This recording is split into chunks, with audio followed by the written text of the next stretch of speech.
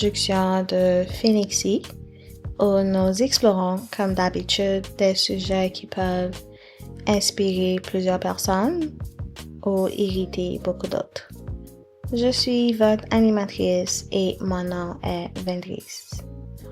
Aujourd'hui, nous allons explorer encore une fois un de mes sujets préférés, qui est le rejet et son pouvoir. On va le voir tant sur l'impact qu'il a sur nous, les leçons potentielles que ça peut nous apporter, ou la façon dont on peut utiliser le fait d'être rejeté, le fait d'être refusé à notre avantage. C'est quoi le rejet? Généralement, il y a beaucoup de personnes qui perçoivent le rejet comme un sentiment d'être écarté, exclu ou refusé par les autres, que ce soit dans le cadre d'une relation amicale, familiale, amoureuse, une demande d'emploi, un projet créatif, ou du moins si vous êtes un entrepreneur. Ça peut être du côté des clients ou un contrat commercial ou à la consommation. Ça peut prendre vraiment toute autre forme d'interaction sociale. D'habitude, qu'est-ce qui arrive?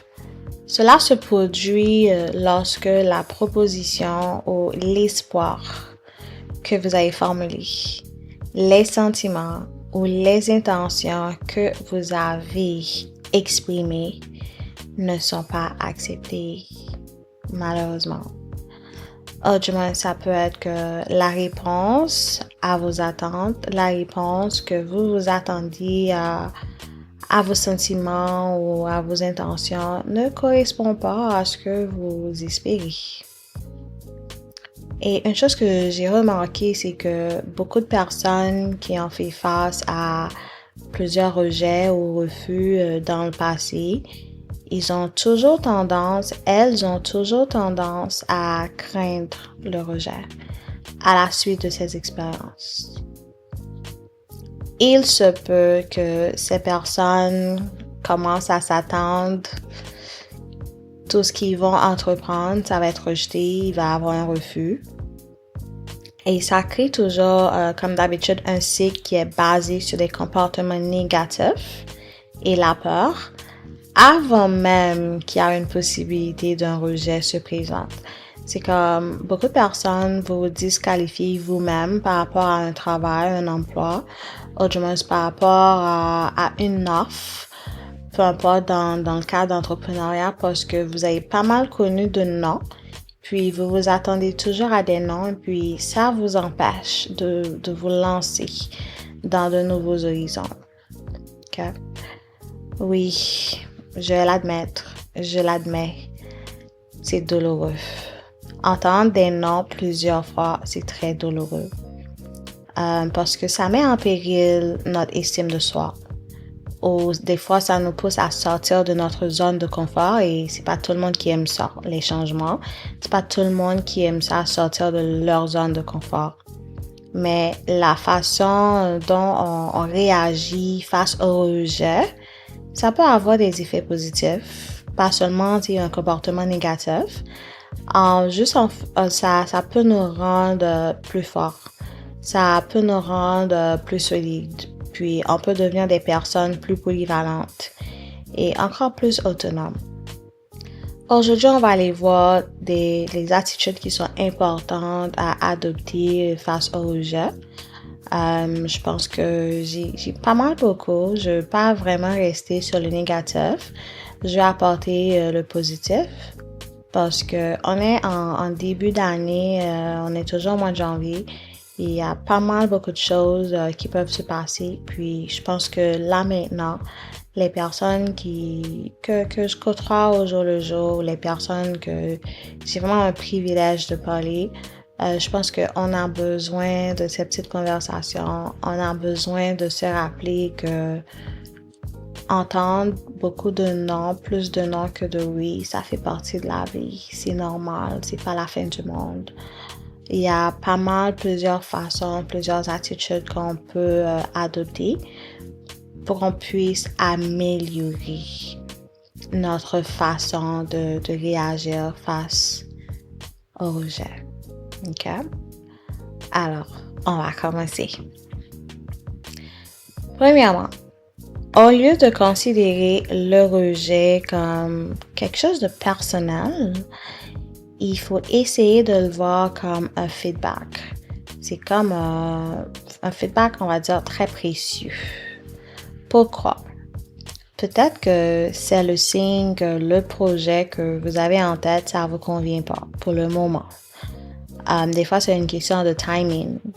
Ou plutôt que ça peut révéler des améliorations que vous devez apporter. Je pense que ce changement de perspective, ça peut aider à adoucir la douleur et faire en sorte que le rejet soit perçu davantage comme un palier à franchir pour progresser au lieu de le visualiser comme un échec. Et si vous avez eu pas mal d'expériences dont vous avez entendu plus que de non que de oui, alors ce que je vais vous conseiller, c'est de toujours vous mettre dans des positions d'avoir des rejets. Si vous avez appliqué pour 20 emplois, vous êtes à la recherche d'un emploi maintenant, juste un exemple, que vous avez eu 20 non, alors il faut continuer à appliquer. Puis, si les noms on vous a donné pour les 20, on vous a dit, il vous manque telle compétence, il vous manque ça. Alors, mettez-vous dans les positions pour prendre le feedback à cœur et puis travailler dessus, vous améliorer. Puis, comme ça, continuez à appliquer, continuez à checker exactement les feedbacks qu'on vous donne et à travailler là-dessus. Vous allez voir, vous allez avoir un oui au final. Deuxièmement, il faut apprendre à séparer votre identité par rapport à ces rejets. Je sais qu'il est plus facile de lier son estime de soi à une validation externe, à un non, mais il est très important d'apprendre à détacher qui l'on est des résultats. Pourquoi? Parce que le rejet, un refus, un non, ça ne définit pas qui vous êtes en tant que personne. Il s'agit simplement d'une expérience. C'est juste un moment temporaire. C'est juste un non. Ça ne signifie pas que vous êtes moins capable, que vous n'êtes pas talentueux, que vous n'êtes pas compétent. Ou du moins, vous n'êtes pas digne de recevoir exactement ce que vous voulez maintenant.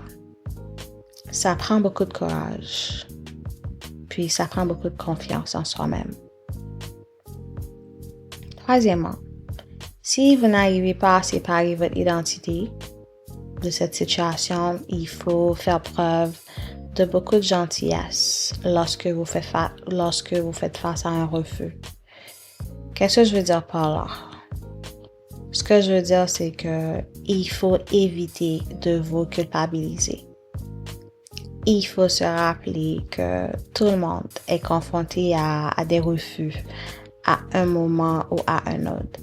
Les personnes que je connais qui ont eu beaucoup de succès dans leur vie, il y a toujours un thème commun quand je leur parle qui me disent, c'est que ils ont eu plusieurs portes qui se sont fermées pour eux, ils ont eu plusieurs noms, mais ils voulaient juste pas accepter le non. Puis parce qu'ils savaient que la vision qu'ils avaient, ils ont eu beaucoup de confiance en eux-mêmes, ils ont eu beaucoup de confiance en leur vision, ils ont eu beaucoup de confiance dans leurs compétences. Alors, ils ont continué à frapper des portes jusqu'à ce qu'il y ait une porte qui a été ouverte pour eux, jusqu'à ce qu'il y ait quelqu'un qui était dans la position de comprendre leur vision et de leur aider à l'achever. C'est très important. Parce que ce qui arrive, c'est que le fait d'être gentil avec vous-même, ça va vous aider à maintenir votre équilibre émotionnel. Puis, ça va vous empêcher de partir en vrille, et puis de vous décourager, puis d'abandonner vos plans. Quatrièmement, il faut apprendre à considérer le rejet comme une opportunité, ou du moins une protection. Pourquoi? Parce que souvent, quand vous avez été rejeté ou refusé pour quelque chose, ça ouvre souvent la voie à de meilleures et de nouvelles perspectives.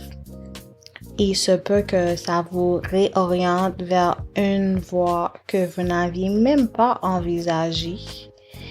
Et qu'est-ce qui va arriver? Ça va vous forcer à explorer de nouvelles possibilités. Selon mon expérience, ça c'est quelque chose que je connais très bien.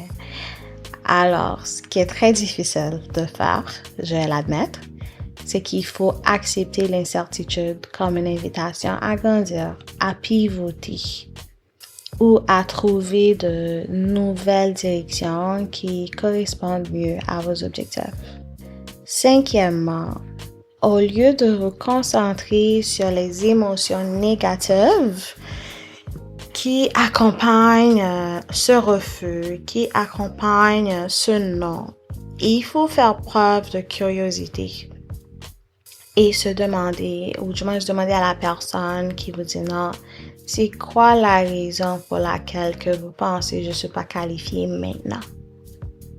Est-ce qu'il s'agit d'un problème de timing? Ou du moins, est-ce que c'est quelque chose que je dois améliorer?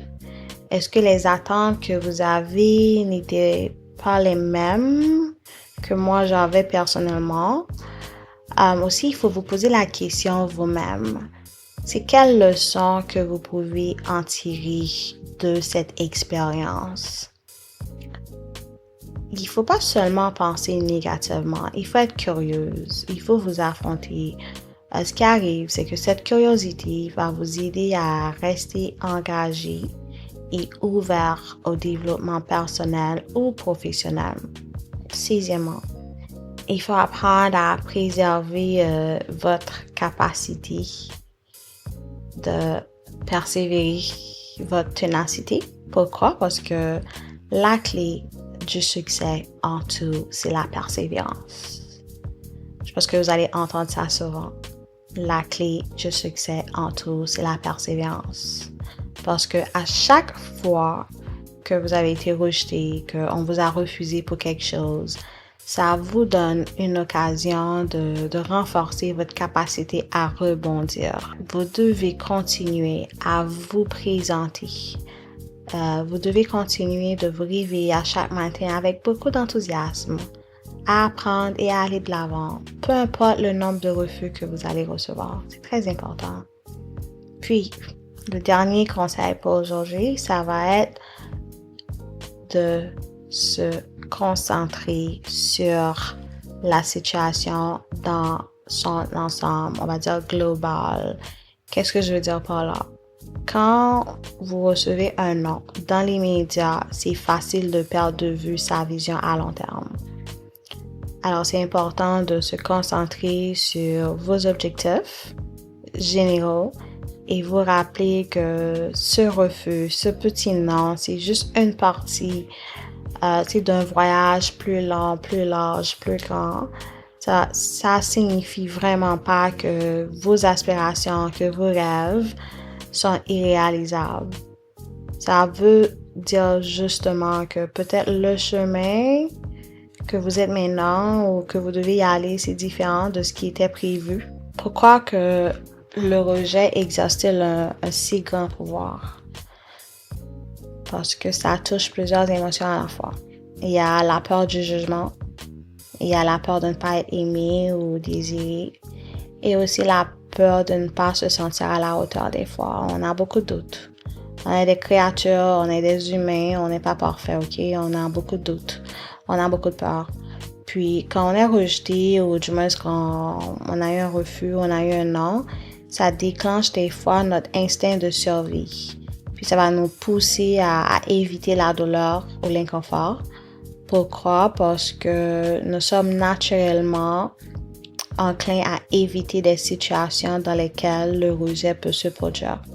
Je vous dis que ça n'a pas marché parce que ça fait partie de la vie. Alors, il faut vous mettre dans des positions à être rejeté. C'est ce qui va vous permettre d'être confortable avec ça. Avec le temps, ça va vous aider à comprendre que le rejet, c'est un élément naturel de la vie et c'est pas quelque chose à éviter. Okay? Ça va vous aider à devenir plus fort. Ça va vous permettre de vous détacher de l'idée que le rejet est synonyme d'échec. Je sais qu'il y a beaucoup de cultures qui constitue un refus ou le rejet, c'est une atteinte à votre valeur personnelle, mais c'est pas le cas. Lorsque vous allez considérer le rejet comme une occasion temporaire ou une opportunité de changer de direction, vous allez voir qu'il y a quelque chose de très merveilleux qui va y arriver. C'est que ça va cesser d'avoir une influence négative sur vous. Vous allez comprendre c'est quoi le pouvoir du rejet, puis vous allez appliquer les 7 conseils qu'on a vus tantôt, qui est, premièrement, ce que vous devez faire, c'est considérer le refus comme un feedback et non comme un échec. Deuxièmement, pour récapituler, c'est séparer votre identité du rejet. Troisièmement, pratiquer la compassion envers vous-même. Considérez le rejet comme une opportunité et une protection divine. Et cinquièmement, il faut faire preuve de curiosité. Préservez votre capacité de ténacité, de résilience, persévérer.